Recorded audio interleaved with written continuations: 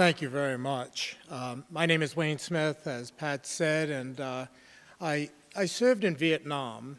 I was a combat medic in Vietnam, and for many of us who lived through that period of our history, for many of us who tried to learn lessons to not repeat a similar kind of experience and trauma that our country could go through, we find ourselves in a most unusual place and challenged in ways that many of us never thought possible. In many ways, and in reading Linda's book, I could not help but wonder what life might have been like if we had had a book similar to the $3 trillion war, written before the Vietnam experience. That having been said, Linda and her co-author, Joseph Stiglitz, has provided us with an important tool, has given us invaluable information to help us understand the human, economic, and social costs and those consequences of this war. Perhaps of equal importance, she has also laid out, I believe, some important challenges for the American people, for you and I to engage in this process. That is, to help turn this around. I still, in many ways, believe that we as a people can overcome some of the challenges that face both our nation and the world community. Not so coincidentally, this year is the 40th anniversary of a major change in our own nation during the Vietnam War. Not only the Tet Offensive, but the assassination of Dr. King, Robert Kennedy, and President Lyndon Johnson, who virtually ruined his presidency over the war in Vietnam. So we face very similar challenges. We are very fortunate to have Linda here with us and a remarkable book, The $3 Trillion War. I give you Linda Bilmes.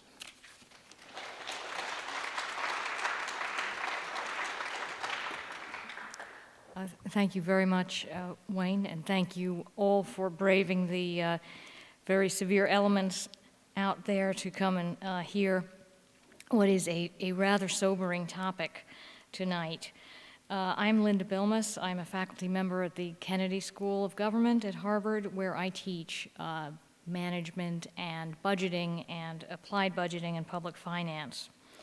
And last year, I co-authored with Joseph Stiglitz a book which called The $3 Trillion War, which grew out of a series of papers that we had written together looking at the cost of the war in some detail. So what I will do today is to try to explain how we quantified the cost of the war, and I will discuss in some detail the situation facing our returning veterans. Let me start by making a couple of observations. When a country goes to war, the benefits are usually said to be things like democracy and freedom, which cannot easily be quantified. But in this war, which was a war of choice, with the timing and the decision in our hands, it should have been possible to estimate what it would cost. But apart from a very small number of analysts, including Professor Bill Nordhaus at Yale, no one took a serious look at the costs of a prolonged occupation. In fact, at the time when Secretary Rumsfeld was asked whether it was even conceivable that the war could cost more than the $60 billion he was predicting, he said, in a famous Rumsfeldism, baloney. And Paul Wolfowitz suggested that the war would pay for itself with oil money. In fact, things have turned out very differently, and today, even the director of the Congressional Budget Office, which is very conservative, has testified that the war will cost $2.4 trillion. The Joint Economic Committee in the Congress is predicting $3.5 trillion. We are predicting conservatively a $3 trillion war.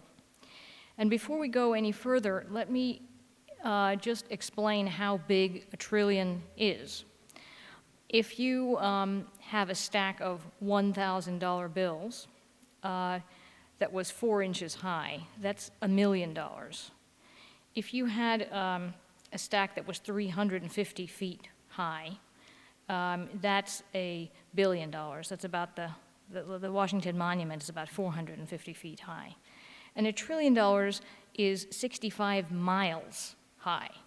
So it's really an order of magnitude different. It's a very, very different number.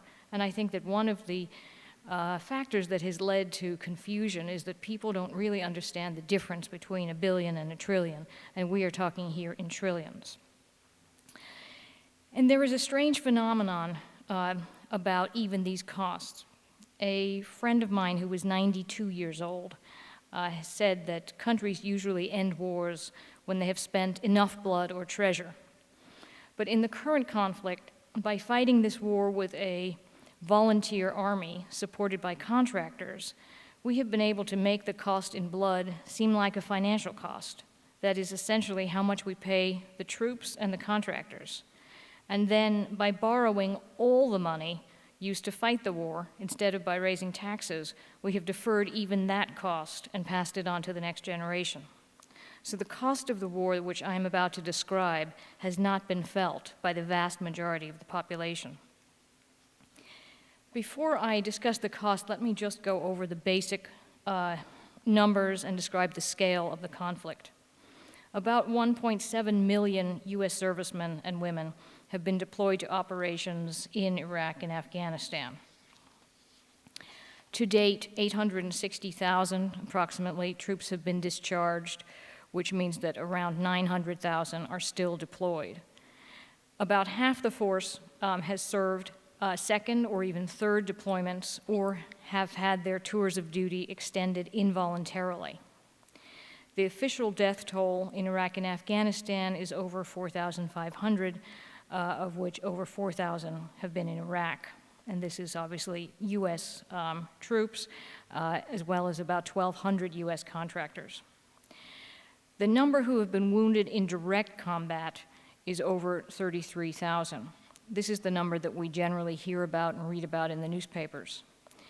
The number of troops who have been wounded or injured, including non-combat injuries, that means if your vehicle crashes or your helicopter crashes into a mountain, or if you develop acute heat stroke or leishmaniasis or have a mental breakdown or get electrocuted while stringing barbed wire or burned while you're learning how to detonate explosives, those don't count in any of the official statistics for wounded. If you count those injuries, it is more than 80,000. This is a much higher rate of injuries than in previous wars. In Vietnam, there were about 2.6 injuries per fatality. In Korea, it was 2.8. In World War II, it was lower than that. And in this war, just the hostile combat wounds alone is a ratio of 8-to-1, and including all casualties, it's 15-to-1. So this number, this extremely high ratio of injuries, is one of the factors that drives the long-term cost. Let me talk about 4 different types of costs. The first type are the running costs that we read about in the newspaper. These are the short-term operating costs. Congress has appropriated over $800 billion for Iraq and Afghanistan military operations, reconstruction, enhanced security at U.S. bases, and foreign military aid programs for operations in Iraq. And this cost has been rising every month. Since fiscal year 2003, the monthly average cost of operations has risen from $4.4 billion to $16 billion this month. And people often ask, how can we possibly be spending that much money? I mean, $16 billion a month is, a significant chunk of money. I mean, if in 2 months, we would use up the Harvard endowment at that rate. And some of the reasons for the high cost are as follows. First of all, troops receive combat pay. This is over and above their regular salary. Secondly, we have fought the war relying very, very heavily on reservists and guards, who have at times comprised a third of the fighting force. And of course, reservists and guards are normally not being paid except for 1 weekend a month, but we are paying them a full-time salary and combat supplements and family allowances and so forth. So this is a very expensive way to fight a war. Third, is the extremely high cost of contractors and the security costs of contracts. There are currently 195,000 contractors in Iraq compared to 180,000 U.S. troops. And this number has increased from 175,000 contractors a year ago. Now, those contractors are embedded in every possible aspect of life. They are doing laundry, they are cooking, they are driving trucks, they are repairing the equipment, they are performing a very, very wide range of support functions, and we couldn't function without them. On the other hand, the cost of some of these contracts, much of which has been, somewhat in the news, is staggeringly high. I mean, for example, a number of troops have come back recently and complained about the fact that we are importing sand into Iraq from Kuwait. And as the troops have pointed out, when they look out of their window in northern Iraq, the only thing they see is sand. So why are large trucks driving up full of sandbags from Kuwait? And I think that one of the most sobering aspects of working on this over the past few years is that when you look into when you try to understand the causes of some of these absurdities, the answer is always much worse even than the thing itself. And in this case, the reason that we are importing sandbags from Kuwait is that during the worst days of the war, when our troops were driving around in unarmored Humvees and when the Pentagon was refusing to procure MRAP vehicles, which are the V-shaped hull vehicles which offer better protection on the basis that they were too expensive and that it was too expensive to send armored Humvees for our troops, the troops taking that very long, dangerous road from Kuwait into Iraq were kind of improvising by sandbagging all of their vehicles for protection. And as a result, Kuwait developed a kind of thriving cottage industry in stuffing sandbags. So when the award for sandbagging was given out, Kuwait was very competitive because it had a lot of experience in stuffing sandbags. Although the actual sandbags themselves, the polyurethane bags, are manufactured in Texas and Puerto Rico by a U.S. contractor that was awarded a no-bid contract for making the bags. So if you can imagine a more expensive way to get sandbags to northern Iraq than manufacturing bags in Texas, shipping them to Kuwait, having contractors and subcontractors in Kuwait shovel sand in Kuwait into bags imported from Texas, then loading them on trucks where at international oil prices they are shipped across Iraq with security protection. It's hard to imagine. And yet I could stand here and I could give you hundreds of such examples.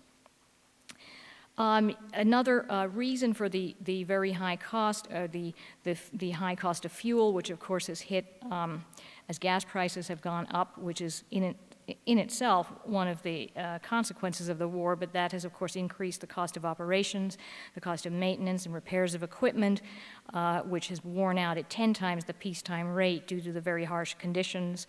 The very high rate of re-enlistment bonuses, death gratuities, as they call the payments to the families of those who have died, and the very high cost of medical care in the field. The very high survivor rate, which has been absolutely astonishing, and I've worked with a very large number of surgeons, neurosurgeons, and doctors who have worked at Langsdorff in Germany and so forth, and essentially we pack troops out in the field who are injured. They are essentially packed in ice and shipped to Germany and receiving an enormous amount of care, and this is also very expensive. The second cost of the war, and remember we're now we've only accounted for the $850 billion, which is what you read about in the newspapers, but that is the tip of the iceberg. The second are the long-term promissory notes of the war. These are the costs that are already accrued but were not yet paid. And one of the lessons of war is that the costs continue long after combat has ceased, but these costs are hidden by the way the government does its accounting. The government essentially uses cash accounting, which is like buying a car and only counting your down payment.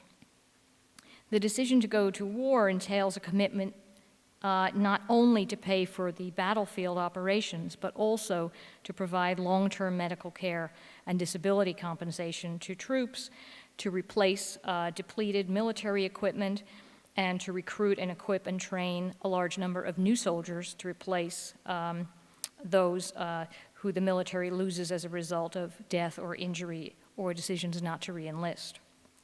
But because of the way the U.S. government reports expenditures, the costs of the war as reported are extremely misleading. This method only recognizes the expenditures spent each year. Now, this method of accounting, which the government uses, it's actually illegal for any business larger than a corner grocery store to use this kind of accounting. And yet, this is the way we account for a war. An example of this, where you can see the distortion, is by looking back at the first Gulf War in 1991. At the time, our allies paid for most, if not all, of the cash costs of that war, leading people to feel that we had essentially a war for free. But in fact, we are still paying more than $4 billion per year in disability pay to Gulf War veterans. $4 billion a year. You know, that's almost the budget of the Centers for Disease Control per year. And we're paying that just in disability pay, not even counting medical care, and that was a war that only lasted for a month. And, you know, the cost, if I added them all up for the first Gulf War, would be much greater, because there are the costs of research into Gulf War syndrome and medical research and social security compensation for those who can't work and so forth. Now, in the Iraq and Afghanistan wars, there are two very significant accrued liabilities in the form of health care costs and future disability payments to veterans. These two items in today's dollars mean an additional 500 to 800 or more billion dollars, depending on how long the war lasts, how many veterans claim the benefits that they are entitled to, how fast the benefits are given out and are increased, what kind of cost of living adjustments are added, and so forth. But in other words, this kind of hidden cost could well equal the total reported cost of the war and could exceed it.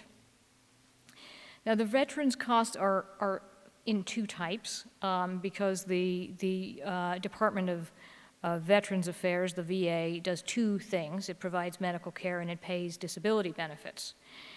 And in terms of the medical costs, I mean, actually the people who are officially wounded in combat are actually a small percentage of the veterans from this war who will be using the veterans' medical system.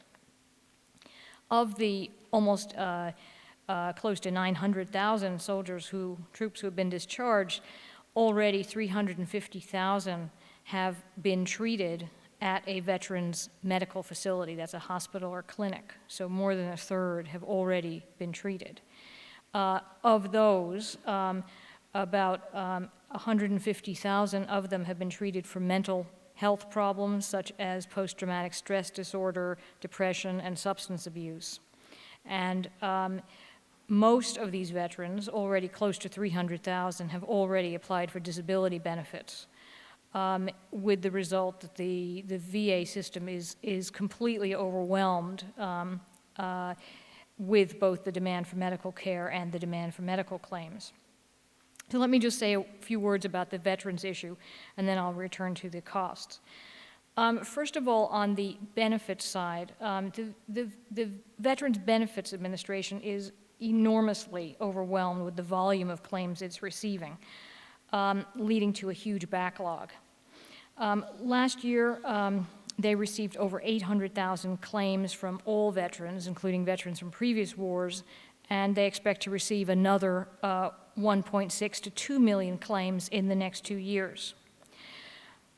We expect from our own projections that between 250,000 and 500,000 of these claims will be new applications from troops serving in Iraq and Afghanistan.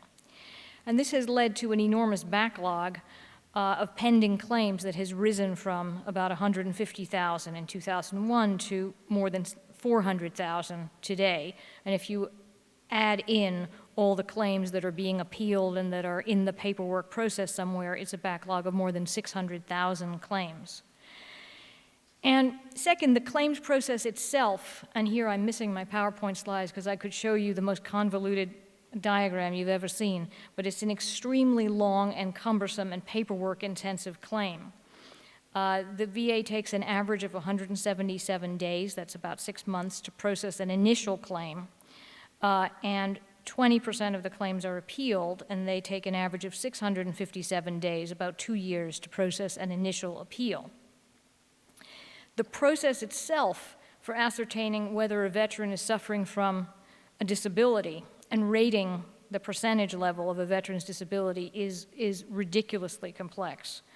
The entire burden is put on the veteran to prove that, for example, he or she lost their hearing in a blast that occurred in a particular place where they may or may not have been anywhere near someone who could actually document that at the point.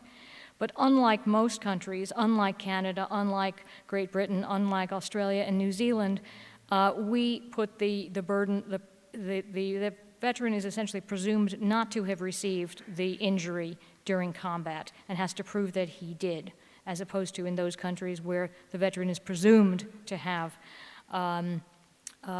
received the disability during their deployment. Then in terms of the logistics of this, a veteran has to apply to one of the 57 different VA regional offices where a claims adjudicator, and these people are fairly junior, and with a very high attrition rate, and it takes years for them to be trained, evaluate the veteran's impairments and assign a rating for the degree to which they are disabled.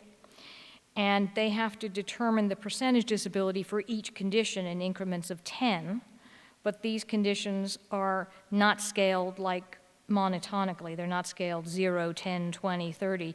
Every condition has its own scale. So some are 10, 20, 30, 50, 70. Coronary artery disease ratings are 10, 30, 60, 100. Spinal are 10, 20, 30, 40, 50, 100, and so forth. So a huge amount of time and effort is spent making these determinations. And then if the veteran disagrees with any part of the decision, they can file a notice of disagreement and then a formal appeal, and there's several layers in which the veteran can appeal the process. But the process of appealing these decisions can take years and years in which the veteran is left in limbo. And not surprisingly, with the regional system, there's a very wide disparity between individual regional offices. For example, the number of days needed to process a claim ranged from 99 days in Salt Lake City to 257 days in Honolulu, and there are many inconsistencies between the offices. And many of the states that are where the most troops are returning from the war have the longest delays in claims adjudications. In addition, the claims from Iraq and Afghanistan are much more complex than in previous conflicts. Vietnam-era claims cited on average 3 disabling conditions. Gulf War veterans filed on average 4. In the current conflict, the average claim is 5 separate disability issues, but 1/4 of the claims filed more than 8 separate disabilities. So these are often very complex injuries, as well as traumatic brain injury and post-traumatic stress disorder and complications from chronic diseases. And since each one of these items is treated separately, there is a great deal of duplication and delay.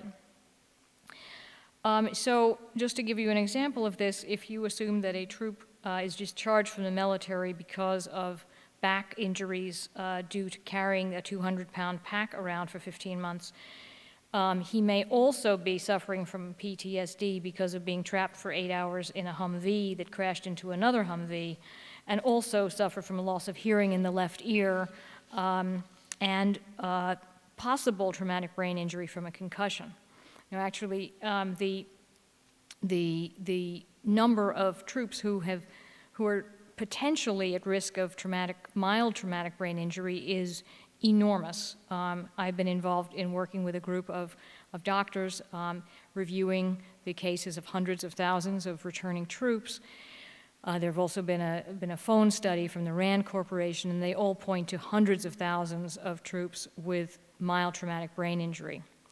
And the recent work on traumatic brain injury shows that about 85% of those who have traumatic brain injury essentially recover spontaneously. About 15% develop serious disorders such as epileptic seizures and serious cognitive disorders. But there's no biomarker and there's no test which can actually tell who is going to develop these more severe disorders and who will not.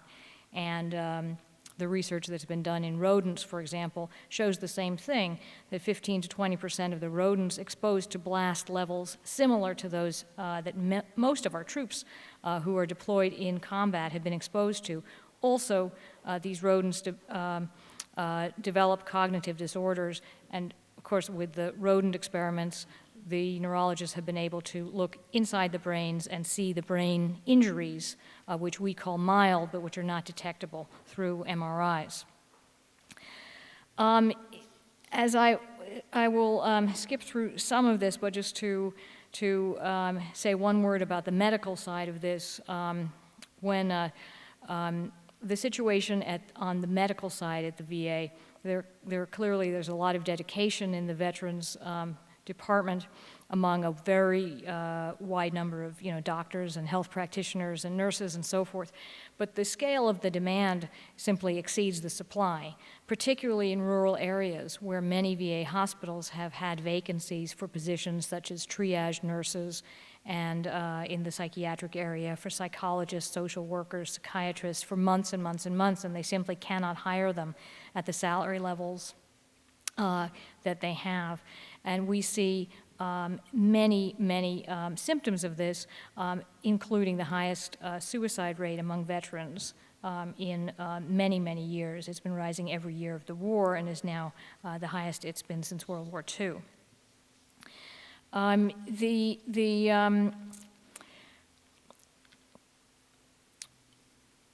Veteran who is trying to navigate through the system has a number of problems.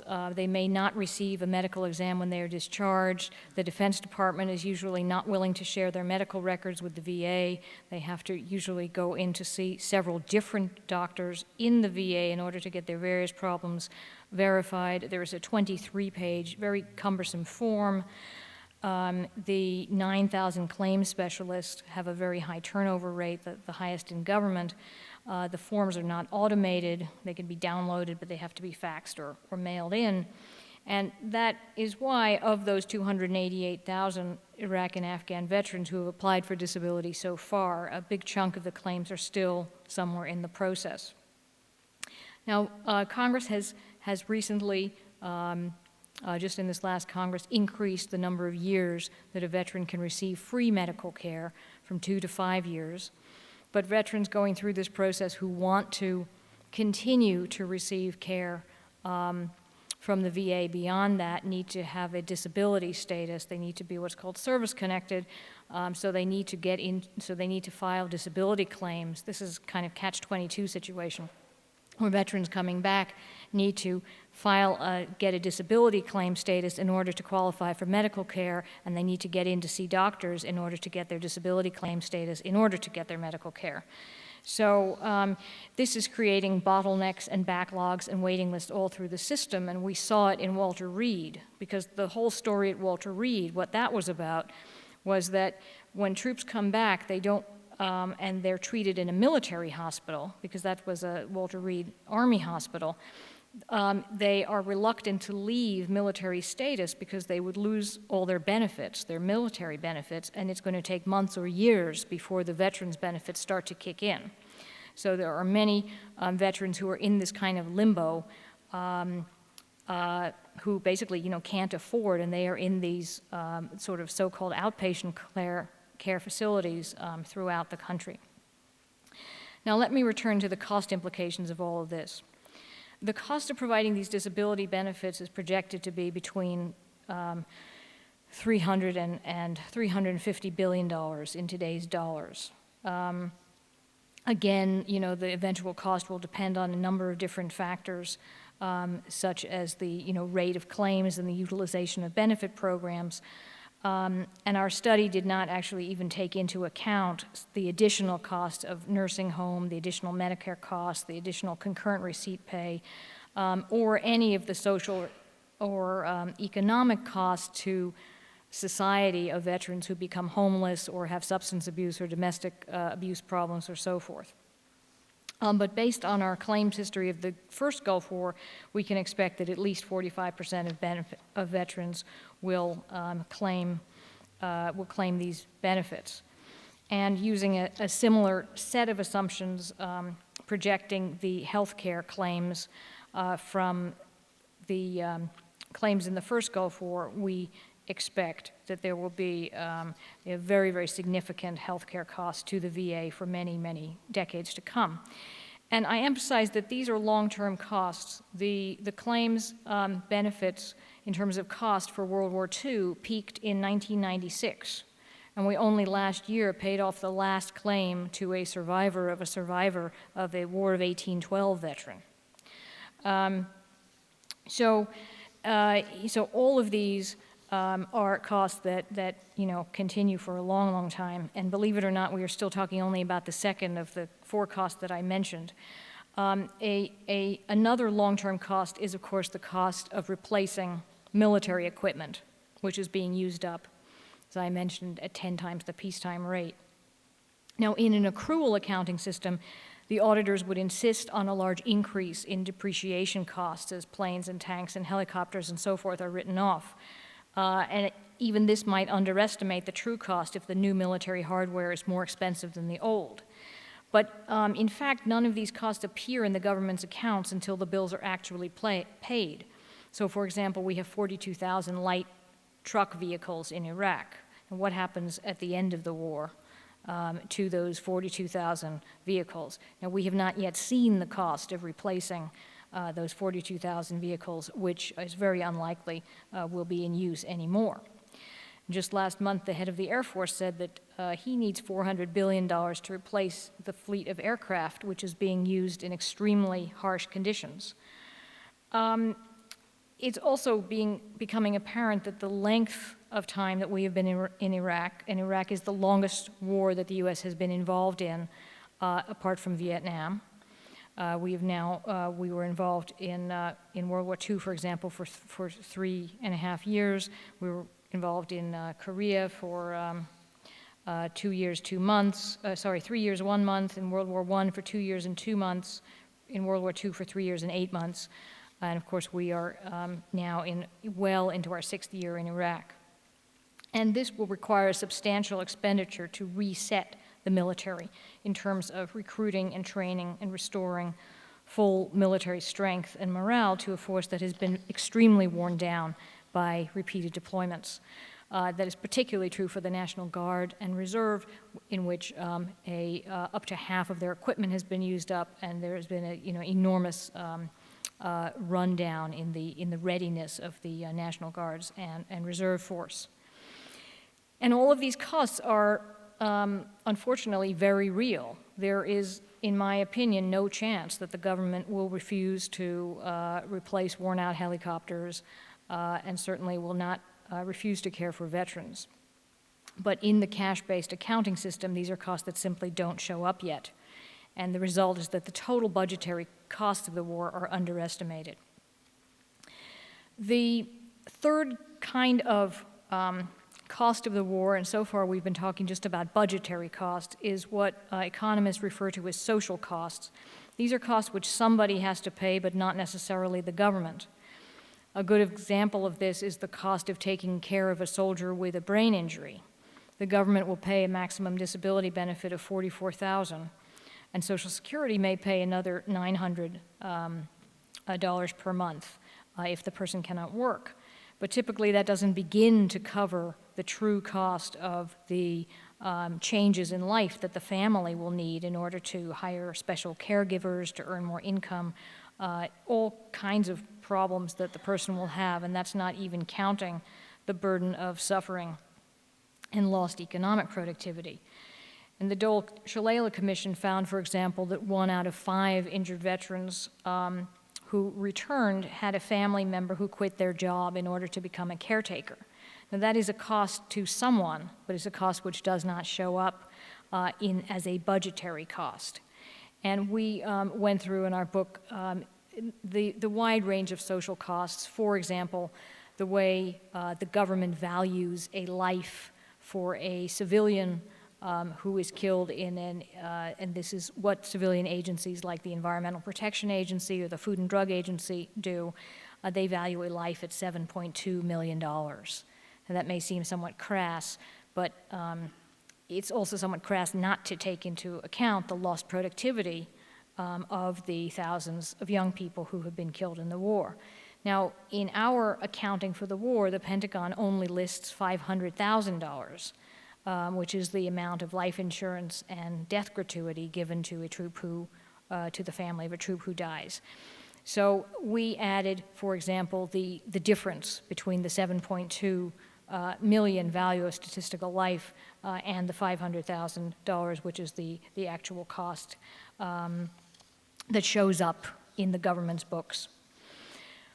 There are many costs which cannot be quantified, but let me take you through quickly the macroeconomic costs to the economy, which are considerable. One of the important consequences of the decision to invade Iraq was that the supply of oil and refined oil products decreased. Now, if you remember back to 2003, oil was at $25 a barrel when we invaded, and the futures markets, which were already taking into account the expected demand increases from India and from China and so forth, they expected that oil would remain at $25 a barrel for the next decade. Now, of course, that was based on the assumption that supply would expand at the same rate as demand. Now, in fact, what happened is that a certain amount of supply was taken off the table, and although eventually the supply recovered, as it were, the slope of the line was different, so you had the demand and the supply going off at different angles, and this was one of the factors. It's a complicated subject, but this is one of the factors that led to the oil price increase. Now, even if you just take, as we took in the book, $5 to $10 of the increase in the price of oil and attribute it to the decision to invade Iraq and the instability in the region caused by the Iraq War, even that alone it translates into a several $100 billion cost. Secondly, there is the fact that the money that we have spent in Iraq had a very, very low multiplier in our economy. If you invest $1 in building a road or a school or a factory, or not even to mention in education or healthcare or scientific research, there are multipliers throughout the economy which can be estimated. In Iraq, an inordinate amount of the money that has been spent has gone to things that had no benefit for the United States at all. For example, paying the Filipino contractor to do laundry. It has no multiplier benefit for the United States. Now, just looking at a very conservative sort of estimate of the opportunity cost, as it were, of this, is yet again another sort of significant cost to our economy. Let me mention one final extremely expensive cost.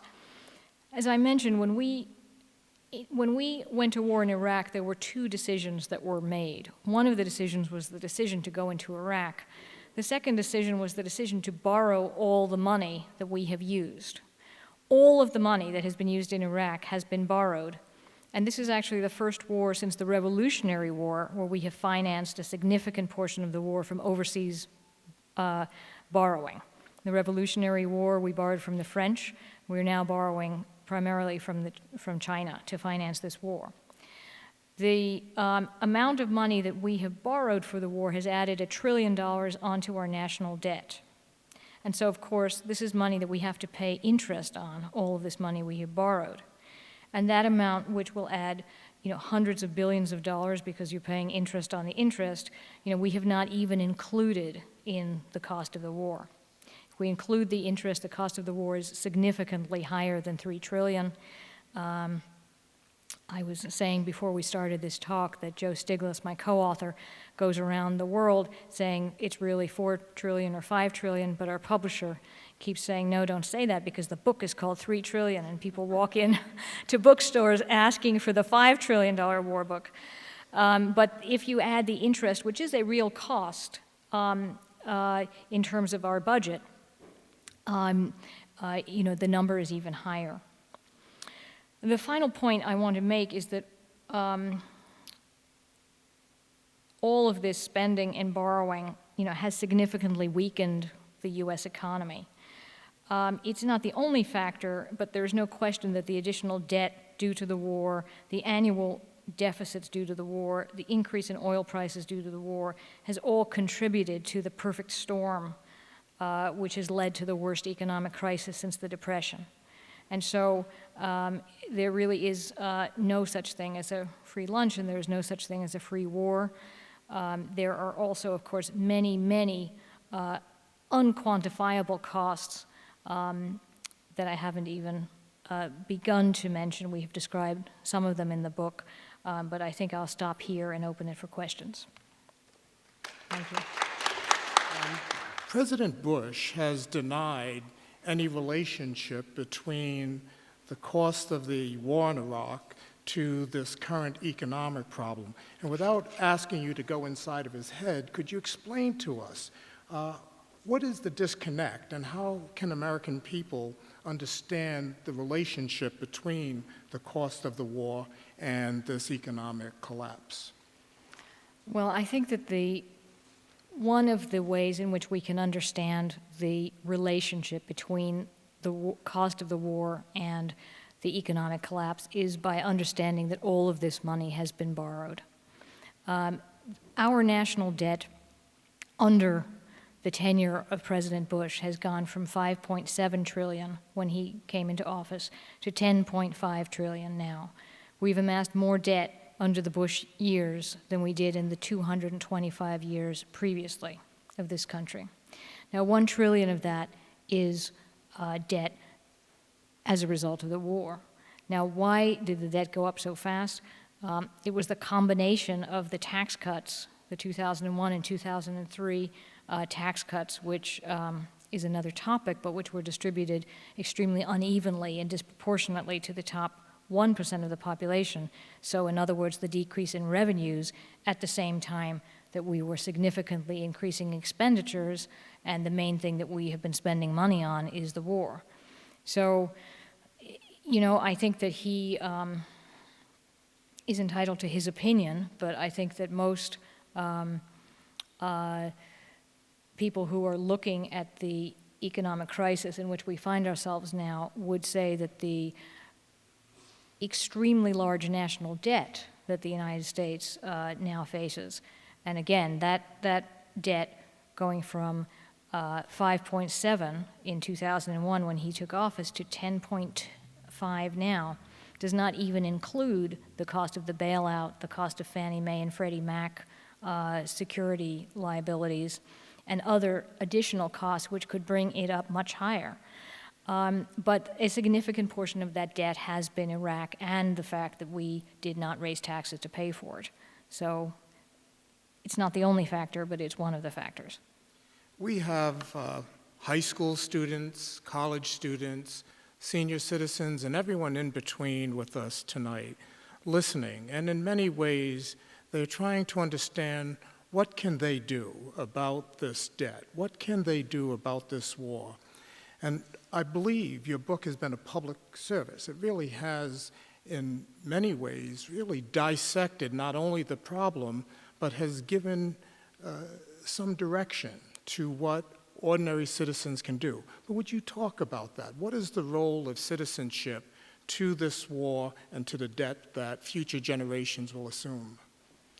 Well, I'll talk to you about it in very personal terms. Actually, in the spring of 2005, I was trying very hard to answer the same question, and I was sitting in a church pew in my own church and actually trying to think of whether there was anything that I could do, because I was not very good at holding a sign up on a street corner, although I think that's very worthwhile. but that was not something that I could do. And then it came to me that one thing that I could do was that I could add up the cost, because I knew the cost was being underestimated. And so I took that on as the thing that I could do.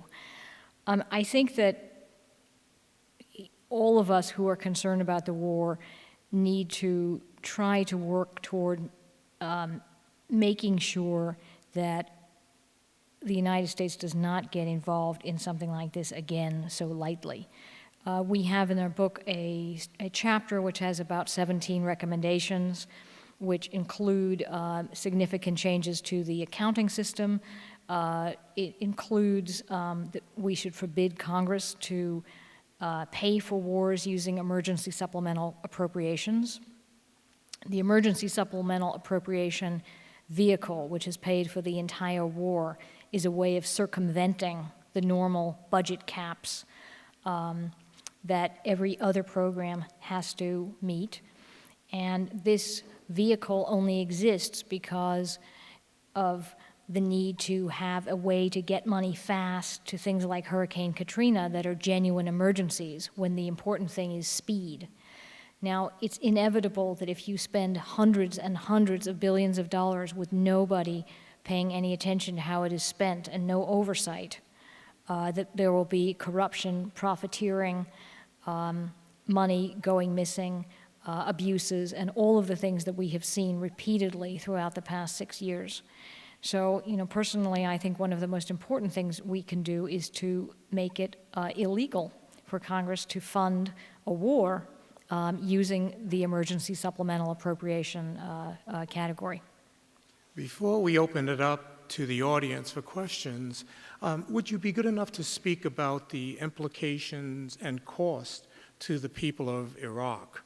We have seen, as you cited both here tonight and in your book, that this war has lasted longer than all of World War II. The projected cost could be at least $3 trillion. We've seen or believe some estimated 1 million Iraqi civilians have been killed, that the infrastructure of the country has been largely destroyed, hospitals, businesses, schools, and so forth. What are those implications for the American people? I had an interesting conversation about this at a speech I was giving last night to a group of Iraqi students. I think that there are a number of complexities in estimating the cost to Iraq. One of the most visible costs in Iraq is the fact that the middle class essentially has been forced to leave the country. There are 2 million refugees outside of Iraq. There are 2 million displaced refugees within Iraq. That's 4 million displaced refugees in a country of some 30-odd million people. All of the people who are the professionals who would form the backbone of society, the teachers, the nurses, the doctors, the lawyers, the scientists, have been essentially driven out for one reason or another. And so you have a kind of a shell of a society there, and it is very unclear, what will happen to the 2 million Iraqis outside of the country and to those within the country.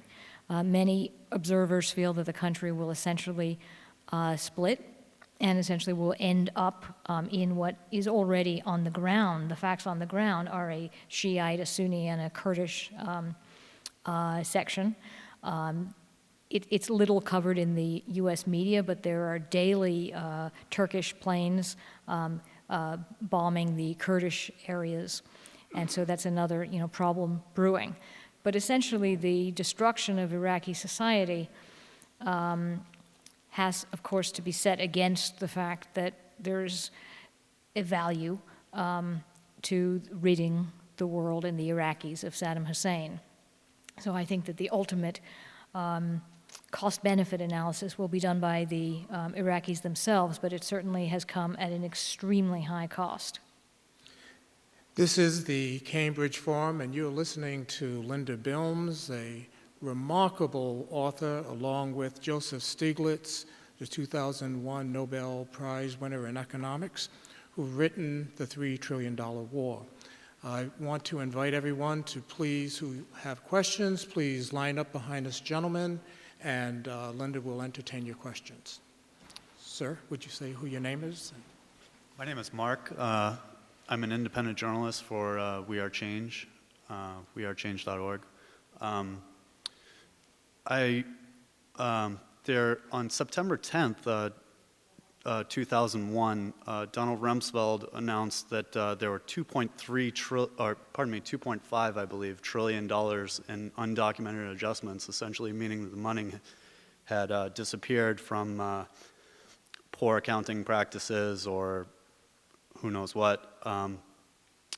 Does that figure work in anywhere in your figure, or I suppose that's entirely different, isn't it? But I just wanted to bring that up, and I was wondering if you are aware of that. The Pentagon accounting debacle is a topic that I could easily give another speech on. You have the Pentagon, which, I mean, first of all, the military has enjoyed the largest increase in spending ever, under this administration. We expect that about conservatively 1/4 of that increase has been in one way or another related to Iraq. For example, increased recruiting costs, increased enlistment, re-enlistment bonuses, and so forth. But the situation which is nobody has addressed in the Pentagon is the fact that there are very, very poor accounting controls. I mean, it's one of these subjects where it takes a lot of leadership. It takes someone at the top of the Pentagon to make it an absolute priority because there are certainly tens of billions of dollars which are just missing, according to the Pentagon's own Inspector General. There are hundreds of billions of dollars which are missing if you look at a number of outside audit sort of estimates and approximations. And those are extreme cost overruns in many weapon systems. They are extreme cost overruns in many IT systems. They are extremely poor tracking of inventory, of depreciation, of all kinds of contracts and acquisitions. But a large chunk of the problem has to do with extremely poor oversight of acquisitions. So I mean, I agree with you. I think it is an enormous problem, and I think that given how hard most other government agencies are fighting for little bits of money, I think it is highly irresponsible that we allow the Pentagon to be the remaining huge agency which has not been able to pass a financial audit ever. But I think, the CFO Act and the Financial Accounting Acts were passed 10, 15 years ago by Congress to try to address this issue government-wide. And it's not just Rumsfeld, and the timing was ironic, but eerie. However, it's been a long-standing problem at the Pentagon. So, sorry, I didn't realize that. Okay. Thank you very much. Sure. Thank you. Thank you for the talk. I think in order to prevent the war, we have to know the reason for it. And otherwise, people they are sort of inactive and they are confused. That's why this war really is very important to understand the reason, because this is not the interest of American people. Even is not the interest of the empire. So what happened? When Wolfowitz or other people say the oil is going to pay for it, because they think they are going to go over, take over, right, and then get over the oil and use it in order to pay for the war. But things did not go exactly like they planned. They wanted to put a puppet like, Chalabi and Alawi and things like that. But people of Iraq, with the high cost, they resisted. But more than that, when you have a disease, not disease, in order to prevent the disease, always preventive mechanism extremely important. That's why American people must know that this war really is a greater for the greater Israel, to destabilize the region, each country, divide it, like first it was Iraq, divide into Kurdish, the Shia, to make allies for Israel, non-Arab. If you don't want to continue this war, therefore you must know that right now Iran also is a target. They are doing exactly the same thing, and they are looking for opportunity. Obama or McCain, doesn't matter, because they are following the same rule.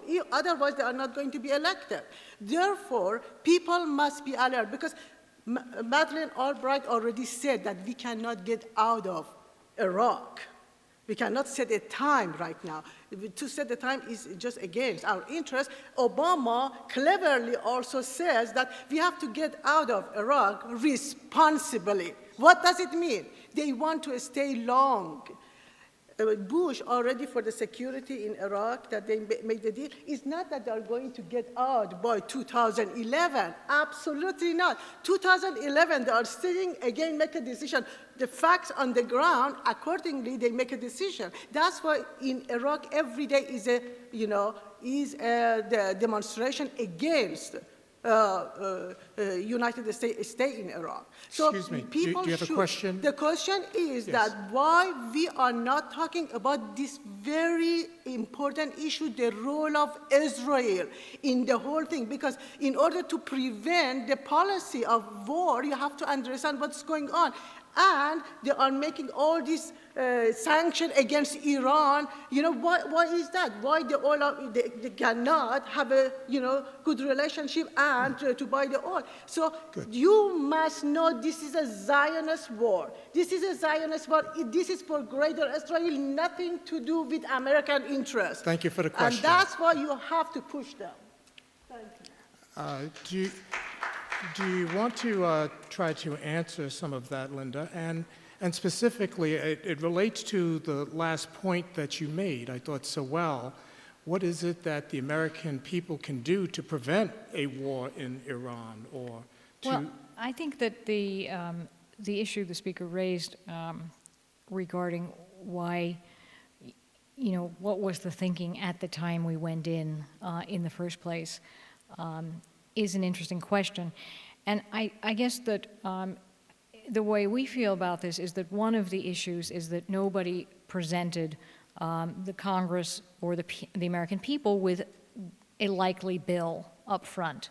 Now, just last month, there was all of this hullabaloo about the $700 billion bailout. And everybody in the country was talking about whether or not this was a good idea, and a lot of people were discussing this. Now, no one discussed up front with the Iraq war that it would be a $1 trillion war. I believe that if people had, if Congress had anticipated that up front, that they would not have voted to authorize it. But every single time and it's now been 27 times that Congress has voted for another additional increment of money for the war, they have always been voting on a very small portion of it because, as I mentioned, of the way the accounting is done. So they are never voting on the full amount that is actually going to be spent. And this kind of distortion, which has gone all the way through the system, is like, actually does make a difference. I think that most people, if they're considering buying a car, there's a difference between what you buy for $5,000 and for $500,000. There's a difference. And the American public was never given the opportunity, nor was the Congress, to actually look at what the genuine costs were likely to be.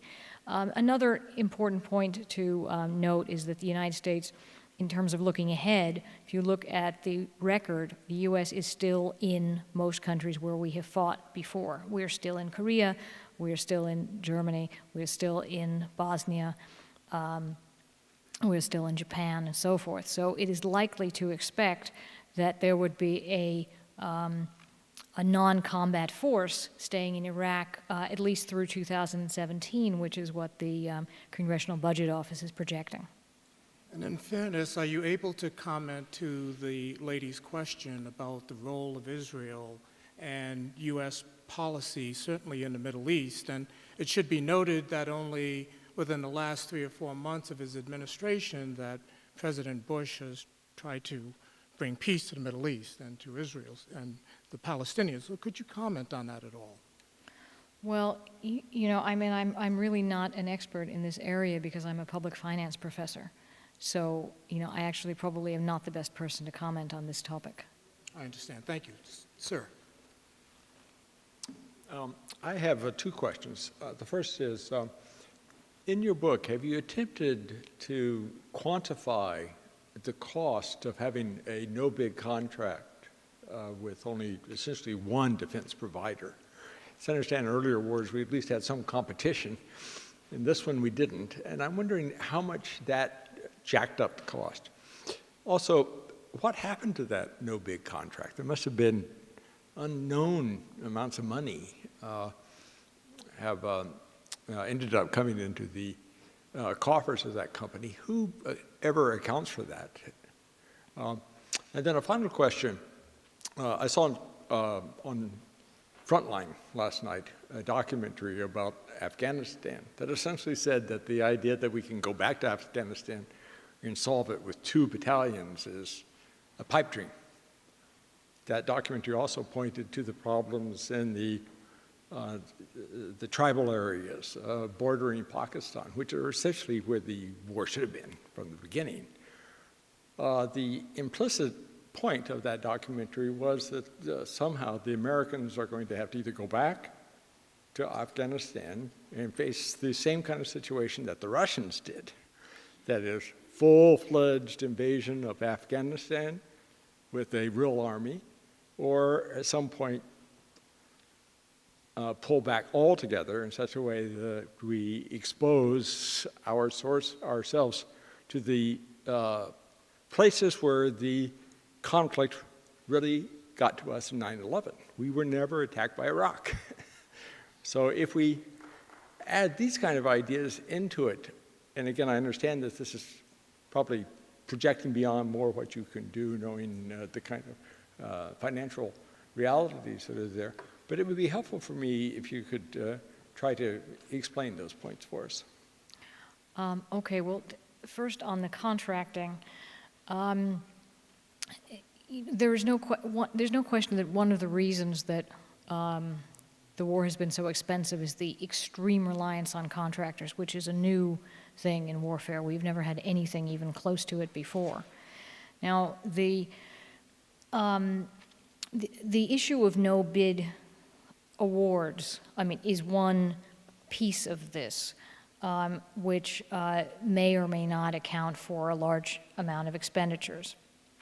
The place where the no bid issue, I think, had a very, very significant role was in the reconstruction money.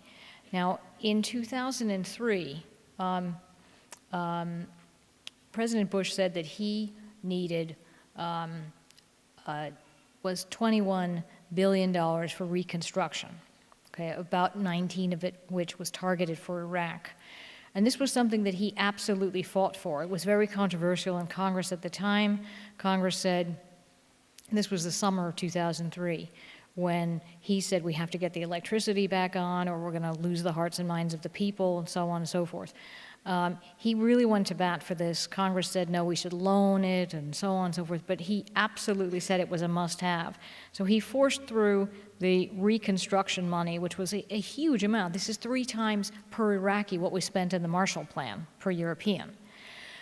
Then what happened, although that money became available on October 1, the beginning of the 2004 fiscal year, that money, Congress asked as a condition of the money that it had to be awarded in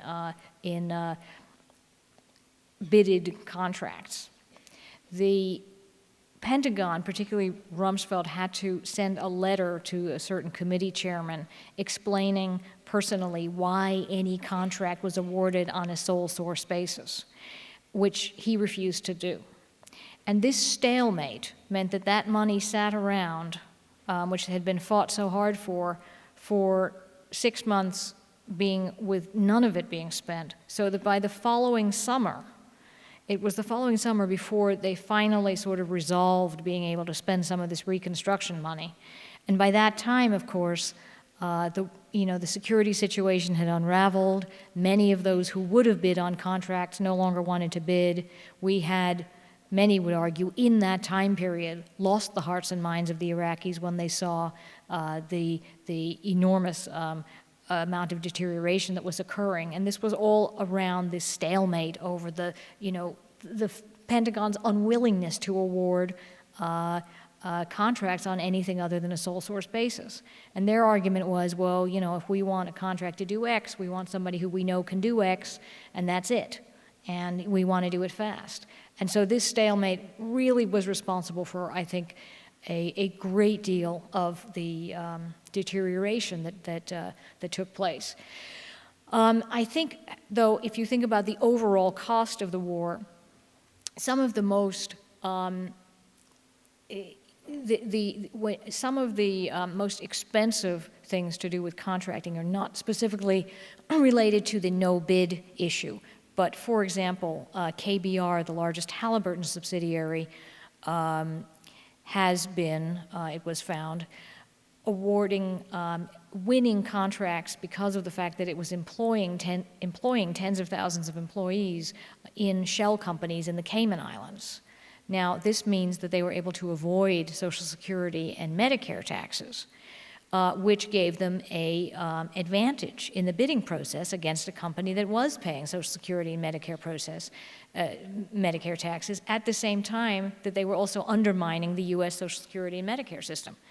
And the Pentagon knew about this. So you have a situation where, with our eyes open, we accepted the undermining of our Social Security and Medicare system to award a benefit to a large contractor. Now, that was not a no-bid issue, but it certainly was an incredible scandal. And I could, talk about, many others like that where there was a scandal. It was not specifically related to the no-bid issue. The second issue you raised was Afghanistan, and I think that one of the largest unquantifiable costs of the Iraq War was taking our eye off the ball in Afghanistan, and now, of course, we are paying a very, very steep price for that. This is the Cambridge Forum, and you're listening to best-selling author Linda Bilmes. We will take some more questions from the audience. Good evening, and thank you for your presentation. I still believe that we live in a democracy and we have a system of check and balances, and the fact that you had access to a lot of all this information. What happened to the American media? Were they all deaf? Somehow they missed the issue and we could not read in the New York Times or the New Yorker or the Boston Globe or anywhere, so we can actually get outraged and demand the Congress to do something, because apparently everybody was blindfolded? Because somehow you had access to all this information. Well, actually, What happened to the media? I'm not a member of the media, so I don't know what happened to the media. It's a good question. But in terms of the getting access to the information, we had to use the Freedom of Information Act to get access to very, very basic documents. I mean, for example, the Pentagon refused, and still to this day does not, on its official casualty numbers, does not disclose the very large number of those who are wounded in non-hostile situations. We found this accidentally because the Veterans Department accidentally themselves made a mistake and printed the full figure. So it just happened to coincide with the month we were researching it, so we used the full figure. And then they actually changed the website, and they phoned I had a very senior guy at the Pentagon phone me and my dean at the Kennedy School to complain about the number we were using, even though I got it off their website. And I went through a truly... I understand, but there is no coincidence that the vice president of this country is the president of the Halliburton that benefited most from this war, charging the American people $6 a gallon on a oil-producing country, charging for the meals, for the uniforms, for the laundry of the... eventually all these things surface, and we are not completely blindfolded. But what happened to our check and balances? This is basically my question. Well, I think the one point I will make is that it was very difficult to get hold of the information. We really had to work at it. Yeah. I mean, we started off thinking we were doing a budgeting finance project, and we ended up feeling like we were detectives, not economists, because it was so difficult to get hold of much of the This is still information. the United States of America on a way. Thank you. Yes, sir. My name is Zinovi Weyman, and I have a question for you as a public finance professor. I argue that before we start improving things on a grassroots level, we cannot have top executives. It's very disturbing what you said about this accountability or something. But I'll give you an example. Here in the People's Republic of Cambridge or in Boston, there are a number of so-called organizations of so-called owners as condominiums. And in these condominiums, on a grassroots level, there is no bidding of contracts, rampant corruption, no transparency, theft of public funds is rampant. And lawyers are benefiting from it. If you try, they even have organization of lawyers which want to keep things as they are. If I go to Attorney General of Massachusetts or in Boston or to consumer protection, no protection. So lawyers are ruling this country. And I give you an example. Could you give us a question, sir? Yeah. There are other people How? Question is simple. How to improve the things on a grassroots level? Because we have managers in condominiums which act like presidents. We cannot get accountability on a grassroots level. We cannot get accountability on a top level or for a big money. It starts with a very small dollar. Thank you. Well, I think you're right that there are, parallels. I mean, this war essentially has been run like a sort of, corrupt condominium operation, and I think that's a good analogy, really. I think the difference is the scale. The scale here is that we are talking about trillions of dollars of taxpayer money and an enormous waste of, our young people and the Iraqi people, as a result of some of the, this lack of oversight. So what's your advice how to start on a grassroots level to improve situation, to fight the lawyers? Well, that I'm afraid I don't know. Thank you. Good evening, Fatima Haji Taki with UUSC. 2 questions you can pick if there's not enough time. One, kind of what Wayne had asked initially, the cost of to the Iraqi population. Your answer was mostly the cost on their end, but what is the cost with this $3, $4, $5 trillion on our end in terms of maybe reparations, resettlement of displaced people, refugees, and costs that are not that clear, whether it's diplomatic costs, reconstruction costs. How does that factor into the U.S. side, not just the cost to the Iraqi government and the population? And second, have you had any luck? You've mentioned a lot about congressional budgetary issues that have contributed to this. Have you had any luck with this book, with you or your colleague, talking to congressional members or, any kind of testimony to look at this issue? Thank you. Yes, I have testified on numerous occasions to the, as has my co-author, to a number of congressional committees and particularly to a number of the veterans committees. And I should have mentioned earlier, we have a website, www.3trilliondollarwar.org. And you can also go to my, where you can link into my website and to Joe Stiglitz's website and see a lot of the other articles that we have written and see our congressional testimony on this issue, which is extensive, and a number of the other papers we've written on this. I think the issue of the cost to Iraq and who will bear the reconstruction costs and so forth, raises the issue of the $79 billion in oil windfall revenues, which is now sort of much in the news.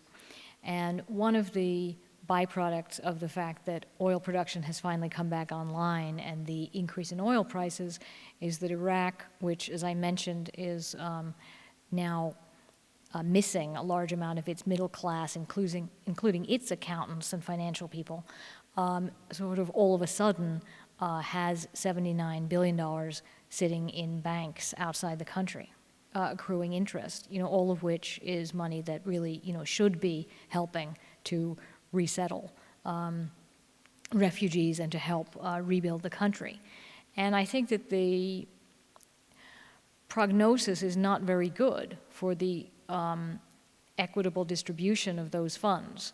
And there are countries such as Norway which have used their natural resource kind of windfall for the betterment of future generations. But if you look around the world, in most cases, if you look at Indonesia or Nigeria or Mexico during the 70s, or most countries, they have either frittered away or somehow squandered the kind of windfalls that they've had from energy prices. And it's not at all clear that there is a really functioning kind of Ministry of Finance that can appropriately distribute and invest that money for the betterment of the population. I think the appetite in the U.S. Congress to do more of that kind of work is limited. And I think the appetite in the U.S. is to do less of that kind of work, at this point. And the final question to this gentleman. Hi. When I took Economics 101, I thought in terms of assets and liabilities and maybe a final accounting. When I think about our national economics, it seems much more like musical chairs. That honest accounting is impossible.